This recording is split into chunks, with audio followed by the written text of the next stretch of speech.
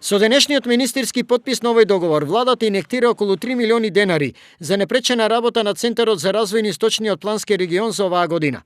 Потпис на истиот денеска ставија и градоначалниците од Источниот регион, како и менеджментот на Советот за развој на ИПР. Она што ги запознавме градоначалниците и ги подсетивме дека владата за оваа година оддели 48 милиони денари за развој за регионалниот развој, финансирајќи 13 проекти за регионален развој, за развој на селата и за подрачјата со специфични потреби. Првите луѓе на Советот за развој на ИПР задоволни од финансиската подршка на владата.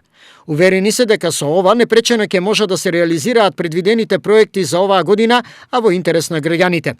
Мислам дека ова е уште една убава прилика каде што имавме можност покрај тоа што разговаравме за нашите интереси и приоритети да покажеме и нашата желба за развој и за правилно користење на средствата кои што ги добиваме од централната власт, без чија што поддршка веројатно тешко ќе биде и реализација на проектите за кои што навистина имат потреба нашите граѓани од целиот исток. Гледано подетално, еве зошто се наменети доделените владини пари.